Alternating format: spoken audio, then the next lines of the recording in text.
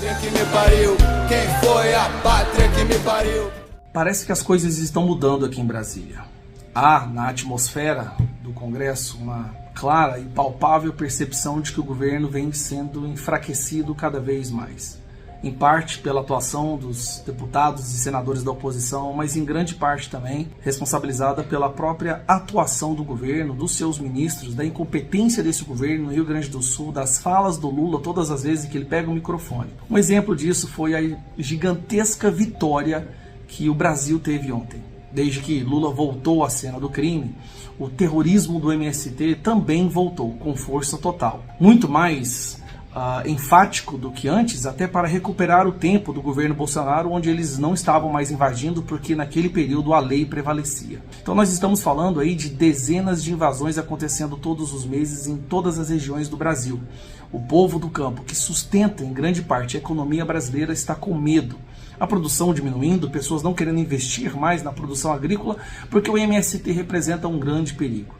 Ontem foi aprovada uma lei anti-MST, que basicamente proíbe membros desse grupo terrorista de receber auxílios, de poder ocupar cargos públicos, de poder fazer concurso, de até mesmo receber o título de terra. Se você participa de invasão de propriedade privada, você não tem o direito a ter uma propriedade privada. Ainda mais quando essa é concedida de forma gratuita pelo governo. O governo Lula usou toda a sua artilharia, isso chamou a atenção. Eles usaram toda a sua artilharia para tentar impedir esse governo, esse projeto de lei. Tentaram fazer obstrução, tentaram comprar votos, tentaram intimidar, usaram seus líderes, falaram com líderes partidários, mas o que mais chamou a atenção é que eles não obtiveram sucesso. E como vocês sabem, o PT, a esquerda, protegem o MST como um dos seus principais movimentos sociais. Nós sabemos que na verdade é um grupo criminoso e terrorista. E ontem nós tivemos essa vitória. Foi aprovado por ampla maioria, mais de 300 votos favoráveis ao projeto de lei, que agora basicamente criminaliza o MST. Foi dado o início do fim do MST, algo que nunca foi conseguido.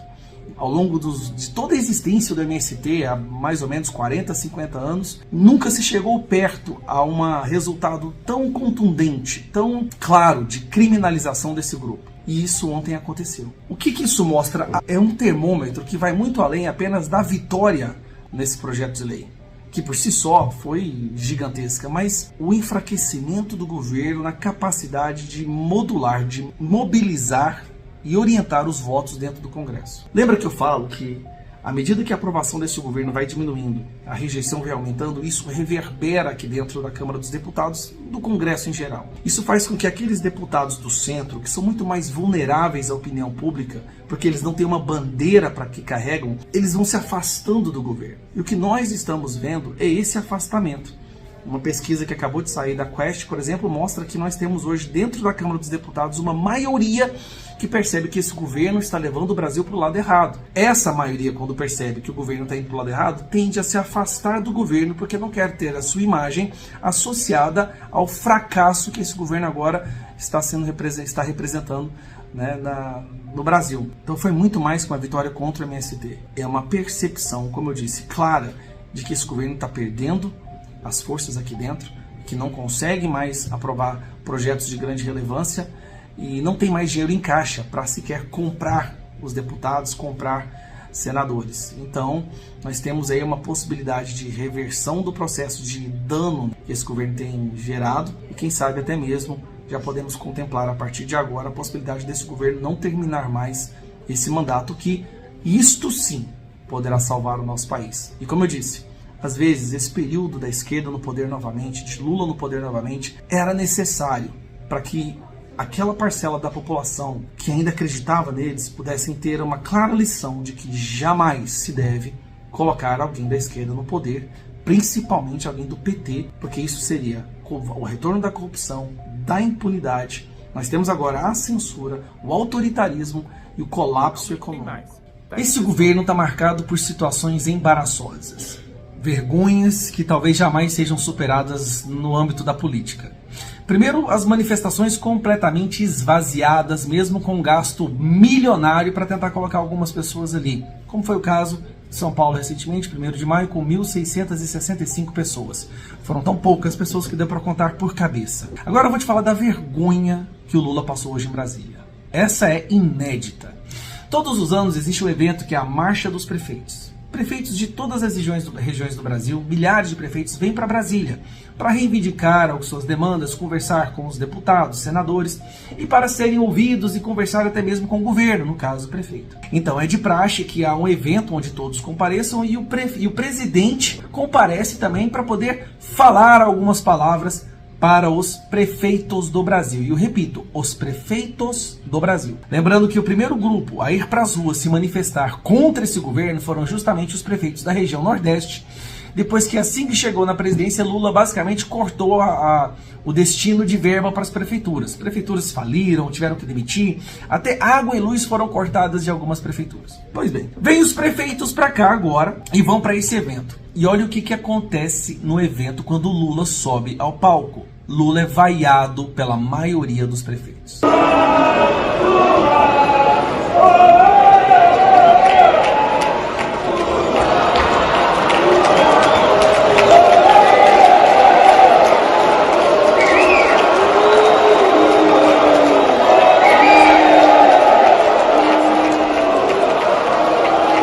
Senhoras e senhores, dando início a esta cerimônia, esse é o atestado irrefutável de fracasso de um governo. Se os prefeitos não conseguem nem sequer conter pela liturgia da situação a sua indignação e desaprovação com um presidente eleito, então imagine a população. Os prefeitos que precisam estar bem com o presidente para poder receber verba, que muitas vezes ficam ali no bolso do presidente, não se controlaram e te verbalizaram a sua indignação. O presidente foi vaiado pela maioria dos prefeitos no evento. Isso é inédito. Isso nunca se viu antes. Só que a coisa piora. O PT é tão ruim, o Lula é tão perverso que a situação sempre pode piorar. Depois de ter sido vaiado, Lula sobe, pega o microfone e dá uma bronca nos prefeitos. É isso mesmo. Ele dá uma bronca nos prefeitos. Como se os prefeitos não estivessem respeitando a autoridade do presidente. A gente tem que parar com isso. Olha o que ele fala. Republicano, respeitoso, com harmonia entre os entes federados. Não permitam que as eleições desse final de ano façam com que vocês percam a civilidade. Esse país está precisando de civilidade. Esse país está precisando de harmonia. Esse país está precisando muito mais de compreensão. De acordo com ele, os prefeitos perderam a civilidade. Tem que aceitar a quebradeira, tem que aceitar não repassar os fundos, tem que aceitar a roubalheira, a destruição da Petrobras, tem que aceitar as falas abomináveis. E se reclamar, tá perdendo a civilidade. Muito provavelmente o Lula vai descobrir agora quais foram os prefeitos que vaiaram ele e vai tentar colocar esses prefeitos em algum inquérito ou retirar totalmente as verbas dessas prefeituras. Isso é o cúmulo da perversidade personificada na figura deplorável do ladrão de 9 dedos. Foi vaiado pelos prefeitos, representantes eleitos, aqueles que realmente querem resolver o problema das suas comunidades, dos seus municípios. E ao invés de ter humildade, ele dá bronca em centenas, milhares de prefeitos. O Supremo já está com a maioria para considerar assédio judicial o excesso de ações sobre jornalistas, sobre jornais, sobre rádios, televisão, sobre reportagens. Mas não pensem que é o que está acontecendo hoje em relação ao inquérito do fim do mundo. Não, é outra coisa. A ABI, Associação Brasileira de Imprensa, e a Associação Brasileira, como é que se chama? A ABRAGI, deve ser de jornalismo investigativo, entraram com uma ação para que o Supremo declare que isso é assédio judicial e que precisa adotar algumas medidas para facilitar a vida de quem recebe, é vítima desse assédio. Significa uma série de ações cíveis pedindo indenização por danos morais, difamação, calúnia, injúria, né, contra órgãos de imprensa e jornalistas, por causa de reportagens. É interessante que o Supremo considerou isso que isso fere a liberdade de expressão. Vamos ver se o Supremo aplica isso em si próprio, né? Tem outras coisas aí, outras decisões. Por exemplo, decisão de hoje. O ministro Fachin mandou para o arquivo uma investigação sobre uma propina paga por aquele setor de operações estruturadas da Odebrecht para os então senadores Romero Jucá e Renan Calheiros, que seria para aprovar uma medida provisória de Dilma, a 627 de 2013, que mudava tributações de grandes empresas. Foi arquivado, seria uma propina de 5 milhões. Em 2002, lá naquela época, a medida provisória de 2013. A Procuradoria-Geral da República pediu o arquivamento porque não houve prova suficiente, havia base da delação de Marcelo Odebrecht. Mas o Supremo está entendendo que delação não é suficiente, tem que ter prova. Bom, e a propósito, né, o ministro Toffoli ontem, atendendo a pedido de Marcelo Odebrecht, anulou os processos contra ele na Lava Jato. Ele esteve preso, né, e as condenações de Sérgio Moro contra o Marcelo Odebrecht. E aí diz lá, devido a evidências de conluio e parcialidade. Evidências é quando não há necessidade de comprovação. Amanhã o sol vai nascer, isso é uma evidência, não preciso provar. Mas eu acho que muita gente está usando evidência como uma péssima tradução do inglês, porque prova em inglês também é evidence, mas na língua portuguesa evidência é o que é evidente, que por si só se explica. E violação, Toffoli decidiu que manda para o arquivo, porque a violação dos direitos fundamentais dos investigados na Lava Jato, que seriam prisões preventivas e denúncias para forçar acordos de colaboração. Aí eu vejo que o Coronel Cid, Felipe Martins podem ter alguma esperança, já que está havendo esse entendimento lá no Supremo, né? Bom, vocês já sabem, eu estava conversando com vocês ontem, gravando, quando aconteceu lá no Tribunal Superior Eleitoral, por unanimidade, Sérgio Moro não vai perder mandato. Estão discutindo isso, Sérgio Moro. Eu não discuto Sérgio Moro. Eu discuto 1.953.159 eleitores que teriam seu voto para senador cassado. Será justo isso? De uma denúncia de abuso de poder econômico ainda na pré-campanha. Quer dizer, havia tempo para discutir esse assunto e julgar esse assunto antes de enganar os eleitores e deixá-los assim, meu voto vai valer ou não vai valer? Tem que respeitar o eleitor.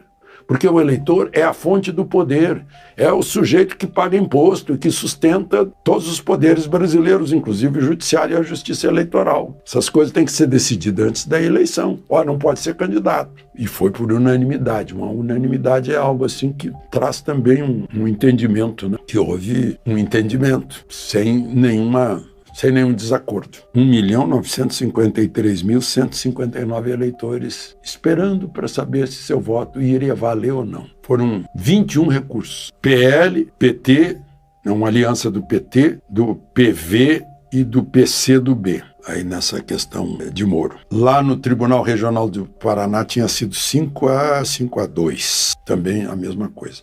O senador Seif está a mesma coisa lá no Judiciário Eleitoral de Santa Catarina, foi unânime. E ainda está aí a discussão aqui em Brasília. Bom, são essas coisas que o povo observa e fica querendo, no mínimo, uma coerência, uma isonomia de tratamento em tudo, né?